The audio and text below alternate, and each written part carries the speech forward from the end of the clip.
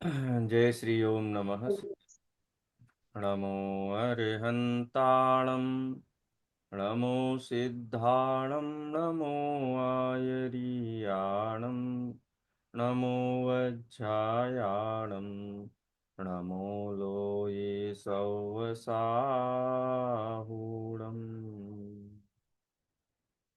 हाँ, पिछली कक्षा में सप्तभंगी की हमारी जो क्लास हुई थी उसकी रिकॉर्डिंग नहीं हो पाई थी। विषय भी नया था, इसलिए मेरा विचार है कि एक बार हम सप्तभंगी वाले प्रकरण पर इसे चर्चा कर लेते हैं। रिकॉर्डिंग भी हो जाएगा।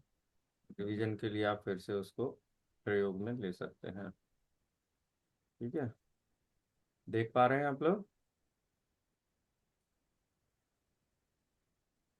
हाँ सर। हम्म। चलिए प्रारंभ करते हैं। सप्तभंगी का विषय क्या है, मैं पहले एक संक्षेप में आपको बता देता हूँ। जैन दर्शन में अ, जो वस्तुएं हैं, अनंत द्रव्य हैं, उनमें से प्रत्येक द्रव्य में अनंत गुण होते हैं। ये बात हम सभी जानते हैं। वस्तु अनंत गुणात्मक है और अनंत धर्मात्मक भी है। अनंत धर्मात्मक, धर्म और गुण में क्या अंतर है? गुण में गुण परस्पर एक दूसरे के प्रतिपक्षी नहीं होते। जैसे ज्ञान दर्शन का विरोधी नहीं है, प्रतिपक्षी नहीं है, या विरोध जैसा नहीं लगता उसमें। लेकिन धर्म होता है, वो परस्पर विरुद्ध शक्तियां हैं। जैसे पूर्व और पश्चिम दो दिशाएं हैं, तो ये दोनों परस्पर विरुद्ध दशाएं दिशाएं हैं। लेकिन विरुद्ध होने का मतलब ये नहीं है कि वो दिशाएं कहीं दूसरी दुनिया में पाई जाती हैं। एक ही विश्व में वो दोनों दिशाएं विद्यमान हैं। ऐसे ही वस्तु में एक अनेक वस्तु अपनी सत्ता की अपेक्षा से त्रिकाली ध्रुव अभेद विवक्षा से एक है। लेकिन उसको समझने के लिए उसके विशेषों में जाएं तो गुण और पर्यायों की अपेक्षा से अनेक है वही वस्तु। वही वस्तु नित्य है अपने ध्रुव स्वभाव के कारण, लेकिन उसमें निरंतर जो उत्पाद व्यय रूप परिवर्तन होते रहते हैं उसके कारण वही वस्तु अनित्य भी है। नित्य वस्तु की सिद्धि के लिए अनित्य चाहिए और अनित्यात्मकता की सिद्धि के लिए नित्य चाहिए। तो वास्तव में विरोधी नहीं है, ये परस्पर एक दूसरे के पूरक हैं। विरोधी लगते हैं लेकिन विरोधी हैं नहीं, एक दूसरे को कॉम्प्लीमेंट करते हैं। अनित्यता किस में सिद्ध करेंगे? वस्तु में। किस वस्तु में? जो वस्तु अनादि निधन है। अगर वस्तु ही ना हो तो अनित्यता किस में सिद्ध होगी? नित्यता भी कैसे सिद्ध होगी? वस्तु ज्ञान का विषय बनना चाहिए ना, उसका परिणमन ख्याल में आना चाहिए, तो उसकी अनित्यता स्थापित होगी। तो अनेकांत की परिभाषा आप लोगों ने पढ़ी होगी। कोई बताएगा अनेकांत की परिभाषा? अनेकांत किसे कहते हैं? पढ़ी है किसी ने? नहीं पढ़ी है तो बताइए, तो फिर मैं। डेफिनेशन तो नहीं पढ़ी। हम्म। पर हाँ, ये समझ में आता है कि वस्तु में अनेक धर्म है हम्म। और अनेक धर्म के माध्यम से ही वस्तु को समझा जाता है। और हम्म। स्याद्वाद जो है, जो शैली है, जो जैन तरीका है। लघु जैन सिद्धांत प्रवेशिका में एक परिभाषा आती है। बस प्रत्येक वस्तु में निपजने वाली माने पाई जाने वाली परस्पर विरुद्ध शक्तियों को धर्म कहते हैं। परस्पर विरुद्ध शक्तियों को, यानी इन ये हमेशा जोड़े में पाई जाएंगी। सामान्य तो उसका प्रतिपक्षी होगा विशेष, एक उसका प्रतिपक्षी होगा अनेक। ठीक है, खंड उसका प्रतिपक्षी होगा अखंड। नित्य उसका प्रतिपक्षी होगा अनित्य। भाव उसका प्रतिपक्षी होगा अभाव। द्वैत उसका प्रतिपक्षी होगा अद्वैत। तो इस प्रकार से परस्पर विरुद्ध, जैसे कोई सिक्का होता है ना, तो सिक्के में हेड और टेल ये दोनों होंगे तब वो सिक्का कहलाएगा। तो ऐसे परस्पर विरुद्ध धर्म वस्तुओं में पाए जाते हैं। उन परस्पर विरुद्ध धर्मों को समझे बिना वस्तु को नहीं समझा जा सकता। किसी वस्तु के जो गुण धर्म हैं, उसकी जो विशेषताएं हैं, उन विशेषताओं और गुण धर्मों को समझे बिना क्या वस्तु को समझा जा सकता है? फिर वस्तु क्या है? विशेषता ही तो वस्तु है। और वस्तु को समझने के लिए उसकी विशेषताओं को समझना आवश्यक है। परस्पर विरुद्ध शक्तियां वस्तु में होती हैं, ये समझने के लिए उन परस्पर विरुद्ध शक्तियों को कथन विभिन्न कथनों के माध्यम से समझाया जाता है। तो एक परस्पर विरुद्ध धर्म युगल में अधिकतम कितने कथन हो सकते हैं, या उसके संबंध में कितने प्रश्न हो सकते हैं? परस्पर विरुद्ध धर्म युगलों के संबंध में हम ये पूछेंगे, अच्छा वस्तु नित्य है, तो हम कहेंगे हाँ नित्य है। तो उसका विरोधी अनित्य धर्म भी वस्तु में है, तो हम कहेंगे जी हाँ वो भी है। अच्छा कब है? दोनों एक साथ हैं कि अलग अलग समय में हैं? बोले एक साथ हैं, एक ही वस्तु में है। क्या उन सभी धर्मों का कथन एक साथ नहीं कर सकते? नहीं, एक साथ कथन नहीं कर सकते उनका। अच्छा, जिस समय एक धर्म का कथन किया जाता है उस समय दूसरा धर्म है कि नहीं है? कि हाँ दूसरा धर्म है उस समय। फिर प्रश्न उत्पन्न होगा कि अच्छा उसका जो विरोधी धर्म है उसका कथन करते समय ये धर्म है कि नहीं है? कि हाँ विरोधी धर्म का कथन करते समय भी ये धर्म है। तो क्या एक ही धर्म युगल वस्तु में है? कि नहीं, एक ही धर्म युगल नहीं है। एक धर्म युगल की जब हम बात करते हैं उस समय भी वस्तु में अनंत ऐसे धर्म युगल विराजमान हैं। तो ऐसे 7 प्रकार की शंकाएं या 7 प्रकार के प्रश्न जब इस संबंध में होते हैं, तो उनका 7 वाक्यों के माध्यम से उत्तर दिया जाता है। इसलिए उसको सप्तभंग कहते हैं। इसमें 8वीं भंग नहीं बनती है, क्योंकि कोई धर्मयुगल के संबंध में कोई 8वां प्रश्न शेष नहीं बचता है सिद्धि के लिए। इसलिए 7 ही भंग होती हैं। भंग को मतलब आप कह लीजिए कथन, और सप्त का मतलब तो आपको मालूम ही है, 7। परस्पर विरुद्ध धर्मयुगलों के संबंध में 7 प्रकार से कथन किया जा सकता है। क्यों कथन 7 प्रकार से करने की जरूरत है? 6 या 8 क्यों नहीं? तो बोलते उसमें 7 ही प्रकार से शंकाएं उत्पन्न हो सकती हैं या 7 ही प्रश्न उत्पन्न हो सकते हैं, इसीलिए 7 ही भंग होते हैं। 6 भी नहीं होते और 8 भी नहीं होते। अच्छा, प्रत्येक वस्तु में धर्म कितने हैं? तो कहेंगे अनंत धर्म है, अनंत धर्म युगल हैं। तो अनंत धर्म युगल की अपेक्षा से कितने सप्तभंगी हो जाएंगी? तो बोलते अनंत सप्तभंगी की योजना किसी भी वस्तु के धर्म युगलों का कथन करने के लिए की जा सकती है। ठीक है, इतनी बात ख्याल में आई? इसमें कोई प्रश्न हो तो आप प्रश्न पूछिए, फिर हम आगे बढ़ेंगे। रीडिंग तो हम कर लेंगे फिर उसके बाद, एक बार कर भी चुके हम। हैं कविता जी? नहीं, सही है सर, समझ में आ रहा है। समझ में आई मिनिका जी जो बात अभी मैंने कही है? हम्म। हम्म, और एडमिन जी, एडमिन नाम लिखिए आपका, मुझे कैसे पता चलेगा कौन क्लास में है? आभा जी एडमिन है आज? अच्छा, नाम चेंज कर जी लीजिए। सर, समझ आया। सब कुछ क्लियर हो गया आपने जो बताया। जी। ठीक है, आभा जी का मैं नाम चेंज कर देता हूँ।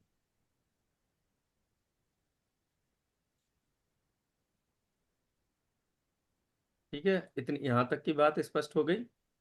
जी। जी, अच्छा एक ही बात ये हुई, अब दूसरी बात करते हैं। सप्तभंगी 3 प्रकार से समझी जा सकती है। एक है हाँ, आपने प्रमाण बताया था। सप्तभंगी, परमाणु एक नया। है नए सप्तभंगी, और एक है मिथ्या एक सप्तभंगी, दो। जिसको दुर्नय सप्तभंगी कह लो, मिथ्या सप्तभंगी कह लो। हम्म। इनमें क्या अंतर है? कि जब हम जो। अपेक्षा का कथन नहीं करते हैं, मात्र ये कह देते हैं स्यात् नित्य, वस्तु किसी अपेक्षा से नित्य है, स्यात् नित्य है या नित्य भी है। स्यात् अनित्य, अनित्य भी है। स्यात् नित्यानित्य, नित्यानित्य भी है। स्यात् अवक्तव्य, अवक्तव्य भी है। अवक्तव्य का मतलब होता है उसके बारे में कहना संभव नहीं है, इसको बोलते हैं अवक्तव्य। वक्ता का मतलब समझते हैं, कहने वाला। वक्तव्य कहने योग्य, और अवक्तव्य माने नहीं कहने योग्य, ये कहा नहीं जा सकता, इसलिए अवक्तव्य है। प्रमाण सप्तभंगी में हम अपेक्षा का प्रयोग किए बिना ही कथन करते हैं और स्यात् पद का या भी पद का प्रयोग करते हैं। आत्मा अस्ति भी है, नास्ति भी है, अस्ति नास्ति भी है, अवक्तव्य भी है, अस्ति अवक्तव्य भी है, नास्ति अवक्तव्य भी है, अस्ति नास्ति अवक्तव्य भी है। ये प्रमाण सप्तभंगी हो गई। प्रमाण सप्तभंगी क्यों हो गई है? क्योंकि हमने एक बात को मुख्य किया है लेकिन भी कह करके दूसरी बात को भी मुख्य कर दिया। ठीक है, लेकिन जब हम कहें नित्य ही है तो ये नए सप्तभंगी हो गए।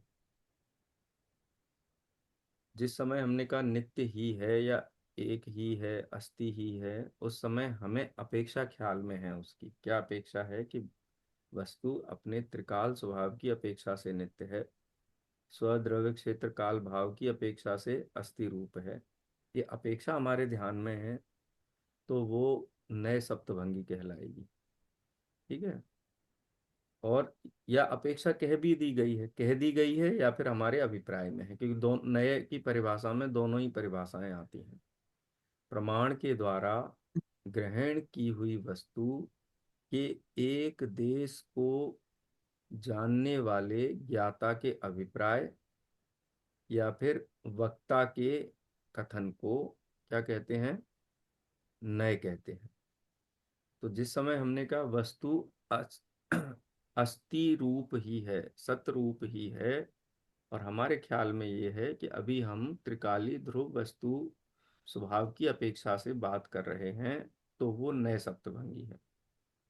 लेकिन कोई एकांतवादी, मिथ्या एकांतवादी ये कहे वस्तु नित्य ही है, अनित्य नाम की कोई चीज होती ही नहीं है, अनित्य धर्म वस्तु में है ही नहीं, बिल्कुल समूल से उसका पूरी तरीके से निषेध कर दे, तो वही मिथ्या सप्तभंगी या दुर्नय सप्तभंगी हो जाती। ठीक है, बात आई ख्याल में? निका जी, क्या कहा मैंने, जरा संक्षेप में दोहराइए।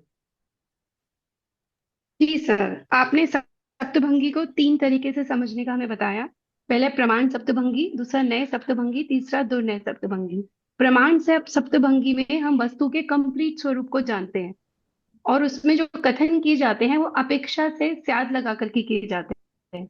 और प्राय जैसे भी शब्द का भी, कि वस्तु अस्ति भी है तो वस्तु नास्ति भी है, मतलब दोनों अपेक्षाओं से वस्तु के बारे में बताते हैं।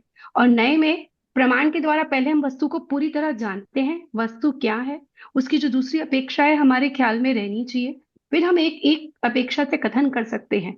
जैसे ही शब्द का प्रयोग भी, इसमें स्याद शब्द की जरूरत नहीं है प्रयोग करने की, और ही शब्द के द्वारा भी हम वस्तु को समझा सकते हैं कि वस्तु सत्य ही है, ऐसी ही है, क्योंकि जो उसका दूसरा भाव है वो हमारे ज्ञान में रहता है, कि जरूरी नहीं कि हम उसको वहां पे उसमें जाहिर करें, हमारे ख्याल में रहना चाहिए। मतलब पूरा प्रमाण का विषय क्लियर होगा, उसके बाद ही हम नए का विषय वो करेंगे।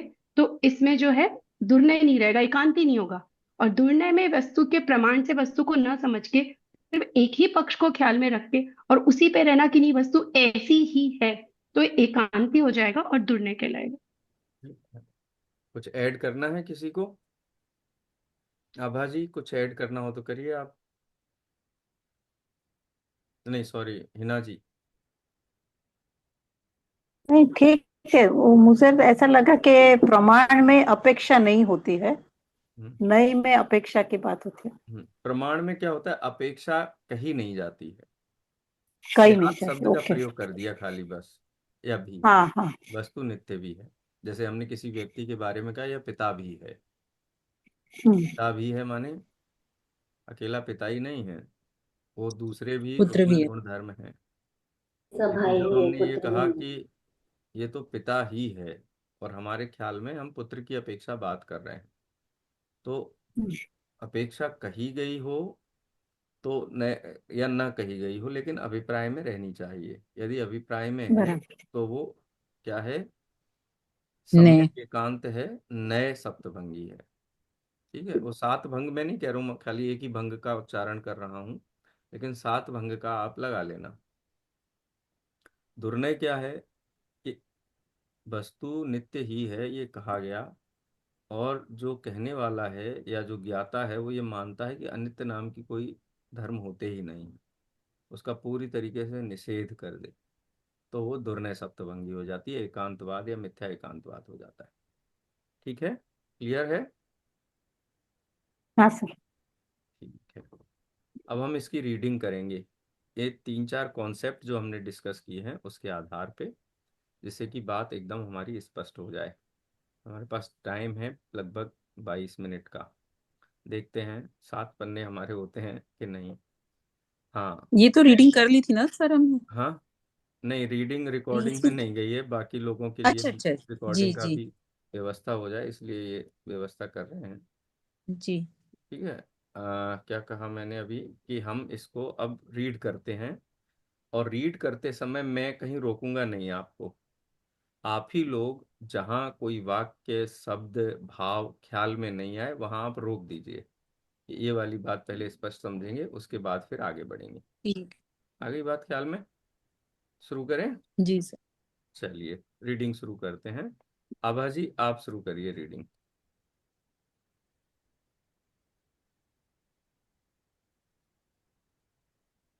पढ़ पाएंगे आप? अनुकूलता है पढ़ने की?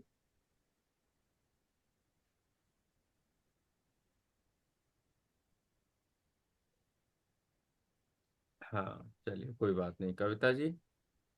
जी सर। बढ़िया, आप पढ़िए। विविध प्रकार के विविध न्यायों के विस्तृत विवेचन के उपरांत अब सप्तभंगी की चर्चा प्रसंग प्राप्त है, क्योंकि यथास्थान अनेक प्रसंगों में इसकी चर्चा आई है। यद्यपि 47 न्यायों के प्रकरण में सप्तभंगी संबंधी अस- अस्तित्व न्याय, नास्ति नास्तित्व न्याय आदि 7 न्यायों की चर्चा हो चुकी है, तथापि यहाँ सप्तभंगी संबंधी सामान्य जानकारी दिया जाना अत्यंत आवश्यक है। सप्तभंगी दो प्रकार की होती है, प्रमाण सप्तभंगी और नैश सप्तभंगी। नैश सप्तभंगी के निरूपण के बिना नयों की चर्चा अधूरी ही रहेगी। अतः इस अध्याय में सप्तभंगी पर संक्षिप्त विवेचन अपेक्षित है। किसी भी वस्तु के प्रतिपादन के संदर्भ में सर्वप्रथम एक बात सामने आती है कि उसका प्रतिपादन संभव भी है या नहीं। यदि वाणी द्वारा किसी वस्तु का प्रतिपादन संभव ही ना हो तो फिर व्यर्थ के बौद्धिक व्यायाम से क्या लाभ है। यह प्रश्न भी उठना अस्वाभाविक भी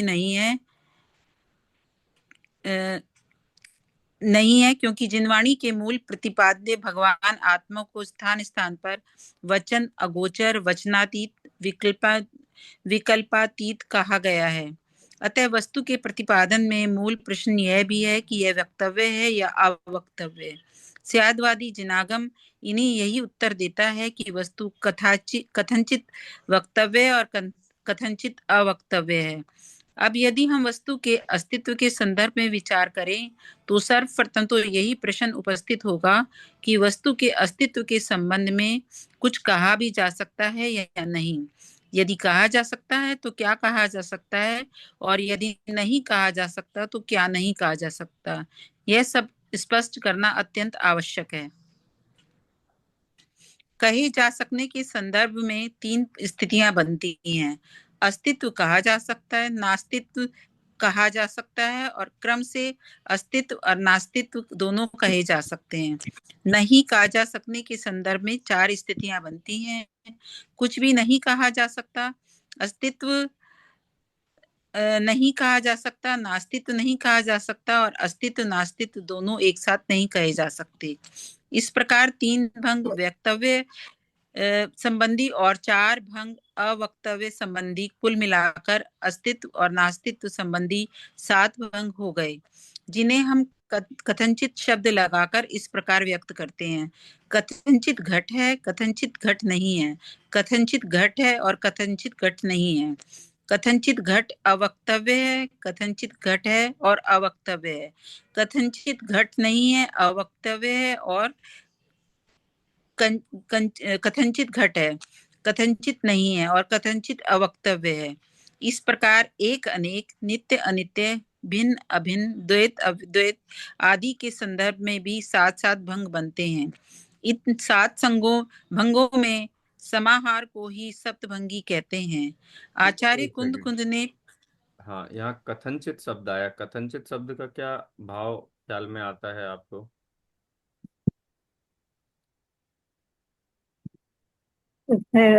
इसका है ना, शाद शाद जो उसको। कथनचित शब्द का क्या हिंदी में अर्थ करेंगे हम?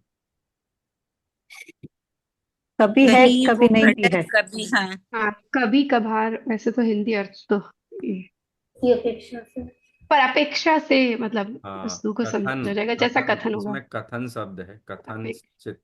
कथन कथन की की अपेक्षा से। अपेक्षा से, किसी कथन। कथन की अपेक्षा से या किसी अपेक्षा से।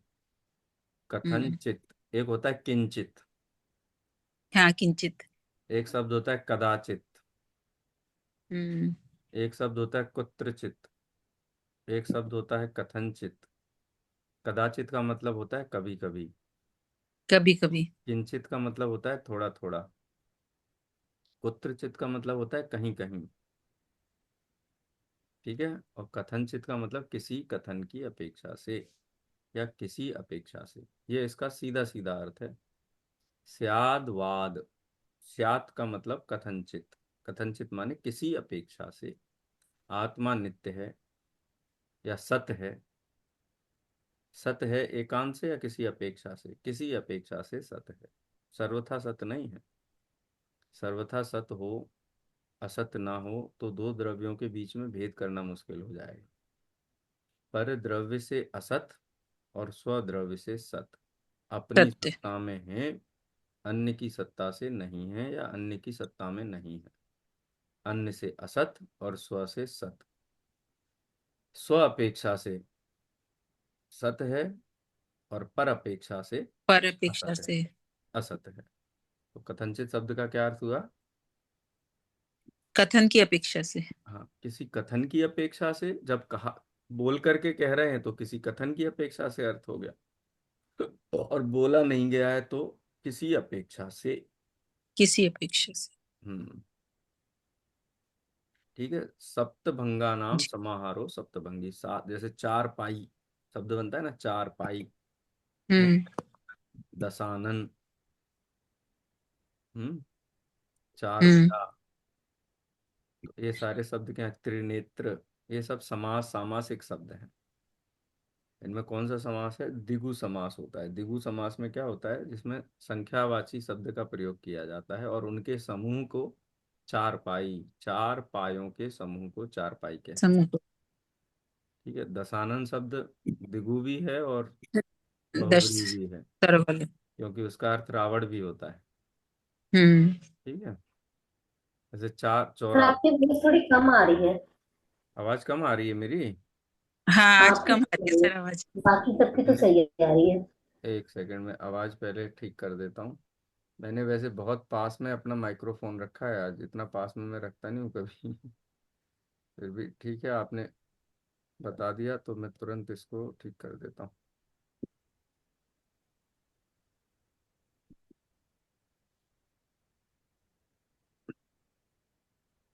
अभी ठीक है? हाँ जी। हाँ जी, अब सही है। ठीक है। तो क्या कह रहा था मैं? समाहार यानी सात भंगों के समूह को सप्तभंगी कहते हैं। भंग माने कथन और सप्त माने सात। सात कथनों के समूह को सप्तभंगी कहते हैं। ठीक है। और सात क्यों हैं? क्योंकि परस्पर विरुद्ध धर्म युगलों के संबंध में सात प्रकार के प्रश्न या शंकाएं हो सकती हैं, इसलिए सप्तभंग है। यहाँ तक हमारी बात पूरी हुई। अब आगे पढ़ते हैं। आवाजी पढ़ने की अनुकूलता है? हाँ जी सर। हाँ कल तो तो सर अनम्यूट ही नहीं हो रहा था, मैं तो हाँ, वीडियो ऑन हो रही थी, कोई ऑडियो। कोई कोई बात नहीं। कल का रिकॉर्डिंग भी नहीं हुआ, आज हो रहा है। पढ़िए।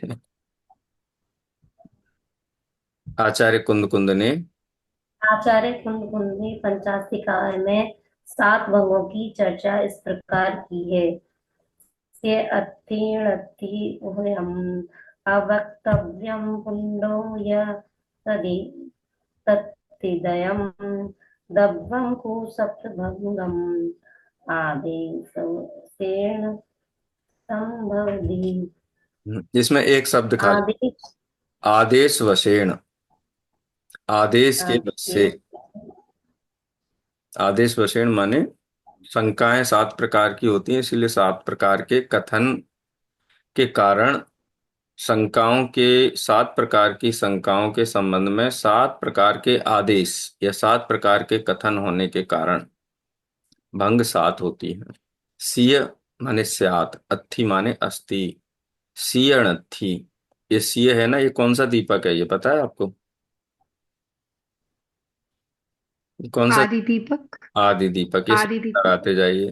सिय अत्थि, सियणत्थि, सिय ओहयम, सिय अवत्तव्यम, पुणो सिय अत्थिणत्थि।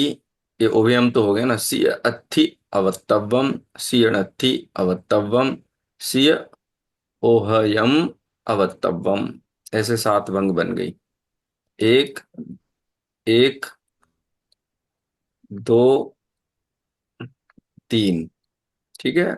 अत्थि नत्थि, अत्थि नत्थि। चौथी ओह अवत्तव्यम। पांचवी अत्थि अवत्तव्यम। छठवीं णत्थि अवत्तव्यम। और सातवीं ओहयम अवत्तव्यम, यानी अस्ति नास्ति अवक्तव्य। पढ़िए आगे। आदेश के वश में द्रव्य कथनचित है, कथनचित नहीं है, कथनचित है भी और नहीं भी है, कथनचित अवक्तव्य है, कथनचित अस्ति अवक्तव्य है, कथनचित नास्ति अवक्तव्य है, कथनचित अस्ति नास्ति अवक्तव्य है। प्रत्येक द्रव्य इस प्रकार के 7 भंग वाला है। उक्त 7 क्या भंगों इस की इस अपेक्षा पैराग्राफ में कौन सी है ये? प्रमाण सप्तभंगी है, नए सप्तभंगी है, या दुर्नय सप्तभंगी है? प्रमाण। प्रमाण सप्तभंगी है, क्योंकि अपेक्षा कही गई नहीं है। अपेक्षा स्पष्ट कह दी जाए तो नए सप्तभंगी हो जाएगा। चलिए आगे पढ़िए। प्रमाण में सारे अंग होते हैं ना। हम्म। उक्त 7 भंगों की अपेक्षा स्पष्ट करते हुए आचार्य अमृतचंद्र उसी गाथा की टीका में लिखते हैं, जहाँ सर्वथापने का निषेधक, अनेकांत का द्योतक, साध शब्द कथनचित ऐसे अर्थ में अवक्तव्य रूप में प्रयुक्त अव्यय, हुआ है, वहाँ एक अव्यय, अव्यय। अव्यय रूप में प्रयुक्त हुआ है, वहाँ द्रव्य स्वद्रव्य क्षेत्र काल भाव के कथन किए जाने पर अस्ति है, द्रव्य पद्रव्य क्षेत्र काल भाव के कथन किए जाने पर नास्ति है। द्रव्य क्षेत्र काल भाव से और पद्रव्य क्षेत्र काल क्रमशः कथन किए जाने पर अस्ति नास्ति है। द्रव्य स्वद्रव्य क्षेत्र काल भाव से और परद्रव्य क्षेत्र काल भाव से युगपत कथन किए जाने पर अवक्तव्य है। द्रव्य स्वद्रव्य क्षेत्र काल भाव से और युगपत स्वद्रव्य क्षेत्र काल भाव से कथन किए जाने पर अस्ति और अवक्तव्य है। द्रव्य पर द्रव्य क्षेत्र काल भाव से और युगपत स्वपर द्रव्य क्षेत्र काल भाव से कथन किए जाने पर नास्ति और अवक्तव्य है।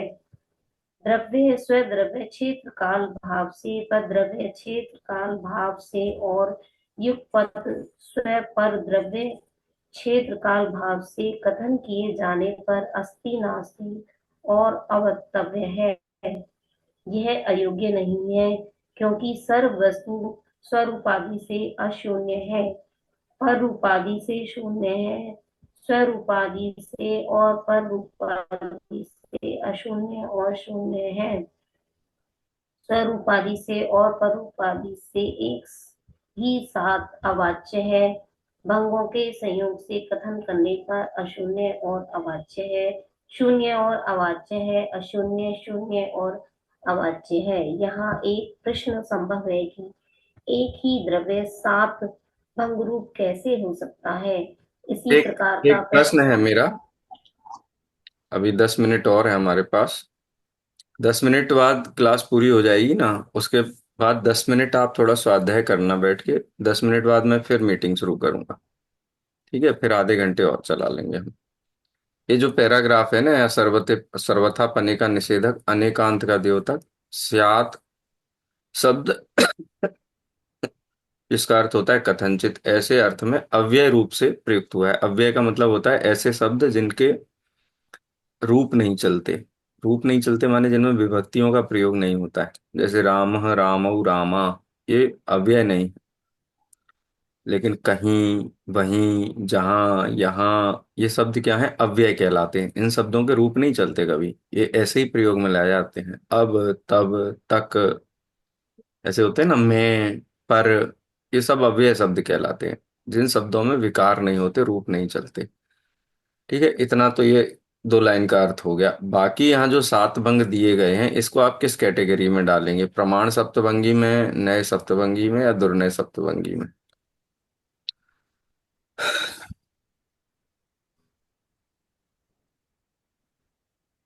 ये नंबर एक से जो शुरू हुआ ना यहाँ से, ये कौन सी सर सप्तभंगी? ये प्रमाण में ही आएगा, प्रमाण में। प्रमाण में क्यों आएगा बताइए। प्रमाण। वस्तु को सर दोनों अपेक्षा से समझाया जा रहा है ना। एक एक कथन एक स्वतंत्र वो है, भंग है। हाँ। प्रमाण चूज। भंग तो वो है ना जिसमें अपेक्षा कही नहीं जाए। क्या। हाँ। जिसमें अपेक्षा कही नहीं जाए, स्यात् पद का प्रयोग करके छोड़ दिया जाए, तो होता है वो प्रमाण सप्तभंगी। और जहां पर अपेक्षा कह दी गई है, अपेक्षा कही गई ना इसमें, स्व, द्रव्य, क्षेत्र, काल, भाव से कथन किए जाने पर अस्ति है। अस्ति है। यानी स्व, द्रव्य, क्षेत्र, तो काल, ये नए। भाव की अपेक्षा से अस्थि रूप है, तो ये नए सप्तभंगी। मैं प्रयोग करके बताता हूं। यह व्यक्ति पिता भी है, ये प्रमाण सप्तभंगी है। ठीक है। ये व्यक्ति अपने पुत्र की अपेक्षा से पिता ही है, या पुत्र की अपेक्षा से पिता है, तो अपेक्षा कह दी गई है। तो ऐसा नहीं हो सकता पुत्र की अपेक्षा से दादा है, ऐसा नहीं हो सकता। पुत्र की अपेक्षा से चाचा है, ऐसा भी नहीं हो सकता। हो गया दूसरी हो गया। दूसरी अपेक्षा, अपेक्षा का प्रयोग कर देने पर दूसरा धर्म मुख्य नहीं हो सकता। तो इसलिए नए सप्तभंगी है। स्वद्रव्य, क्षेत्र, काल, भाव की अपेक्षा से वस्तु नास्ति नहीं हो सकती, अस्ति ही होगी। पर द्रव्य, क्षेत्र, काल, भाव की अपेक्षा से वस्तु अस्ति नहीं हो सकती, नास्ति ही होगी। इसीलिए नए सप्तभंगी है। दुर्नय सप्तभंगी क्या हो जाएगी? कोई कहे कि अस्ति है बस, या ये वस्तु अस्ति है, दूसरी अस्ति वस्तु ही। नास्ति। हाँ, ही लगा देंगे कि ही है, तो दुर्नय हो जाएगा। ही का समझ मतलब आ गया। उसका प्रतिपक्षी धर्म को मानता ही नहीं है, जो निषेध कर दे, होता ही नहीं है। ये हम कहते हैं ना, ये ही सत्य है, इसके अलावा कुछ हम मानते ही नहीं है सत्य हो सकता है। तो ये एकांतवाद, मिथ्या एकांतवाद हो जाता है। जैसे आत्मा नित्य ही है, ऐसा सांख्य मत वाले मानते हैं। आत्मा नित्य ही है, ऐसा सांख्य मत वाले मानते हैं। इसका मतलब क्या हुआ? इसका मतलब हुआ कि वो अनित्य नहीं मानते हैं। अनित्य वस्तु होती ही नहीं है, पर्याय नाम की कोई चीज होती ही नहीं। कोई चीज होती ही नहीं, कोई चीज होती ही नहीं, कोई चीज होती ही नहीं। ठीक है। आभा जी, आपके दो मोबाइल चल रहे हैं साहब। एक एक ही चलाइए आप। दो चलाएंगे ना तो मुझे म्यूट करना पड़ेगा, गूंजेगी नहीं तो आवाज।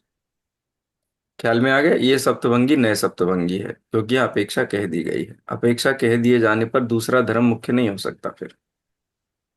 फिर जिस जो अपेक्षा कही गई है, उस अपेक्षा से संबंधित धर्म ही मुख्य होगा, प्रतिपक्षी धर्म मुख्य नहीं होगा वहां पे। तो इसलिए नए सप्तभंगी है। लेकिन निरपेक्ष, आत्मा नित्य है। किस अपेक्षा से? सभी अपेक्षाओं से नित्य। ये व्यक्ति पिता है, जगत पिता है, सबका पिता है। क्या अच्छा, भांजे का भी पिता है? ये भांजा क्या होता है? सबका पिता है। तो ऐसा तो कोई व्यक्ति होता नहीं है, ऐसे ही कोई वस्तु नहीं होती है जिसमें एक ही धर्म हो और प्रतिपक्षी धर्म ना हो। मेरे पास ऐसा सिक्का है जिसमें हेड ही है, बस एक ही साइड है। ऐसा हो सकता है? दुनिया में पूर्व ही दिशा है बस, पश्चिम नाम की कोई दिशा होती ही नहीं है। अरे, पश्चिम नहीं होगी तो पूर्व किसकी अपेक्षा से है वो? तो दोनों ही दिशाएं होती हैं। ये तो स्यादवाद है, नए है। और जहां एक ही है, दूसरी है ही नहीं, सत्ता ही नहीं उसकी, तो वो क्या हो गया? वो तो मिथ्या एकांत हो गया। ऐसी वस्तु होती ही नहीं है दुनिया में। जिसका आप कथन कर रहे हो एकांत से, ऐसी वस्तु होती ही नहीं है। कोई कहे कि नहीं होती है, नित्य ही होती है वस्तु, हम तो अनित्य मानते ही नहीं, बिल्कुल भी नहीं मानते। तो ऐसी वस्तु की चर्चा क्यों करते हो आप जो नित्य ही है? चर्चा करेंगे तभी तो अज्ञान का नाश होगा। ये नाश होना नित्यता है क्या? नित्यता है। अज्ञान का नाश होना ये नित्यता की सिद्धि करता है क्या? नित्यता की सिद्धि करता है। खुद ही कह रहे हो नित्य है और फिर ही कहते हो नाश हो जाएगा अज्ञान का। क्या उत्पन्न होगा? ज्ञान उत्पन्न होगा। जहां नाश और उत्पन्नपना होता है, वो वहां कूटस्थ नित्यपना कैसे हो सकता है? हाँ? ऐसी वस्तु को समझने से क्या फायदा? नित्य नाम की कोई वस्तु हो कि आपका दुख नाश हो जाएगा, सुख उत्पन्न हो जाएगा, संसार का नाश हो जाएगा, मोक्ष हो जाएगा। तो ये बात तो वैसी हुई, मैं बंध्या का पुत्र हूँ, बांझ का पुत्र हूँ। ऐसी बात हो गई ना। इसलिए निरपेक्ष प्रतिपक्षी धर्म से रहित वस्तु दुनिया में होती ही नहीं है। चलिए आगे पढ़ते हैं। यहाँ एक प्रश्न संभव है, यहां से पढ़िए।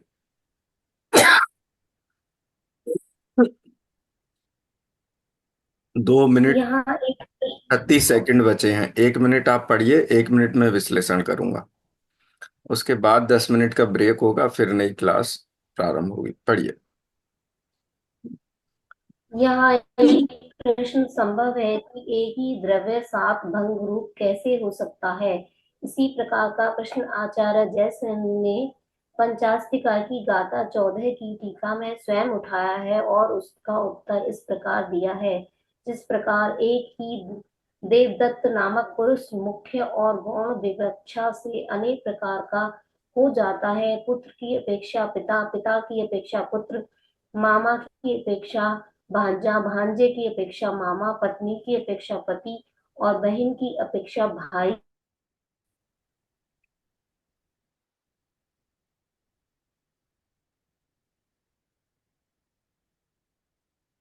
प्रकार एक द्रव्य विभिन्न अपेक्षाओं से सात भंग वाला हो सकता है, उसे सात भंग रूप होने में कोई दोष नहीं है। यह तो सामान्य कथन हुआ।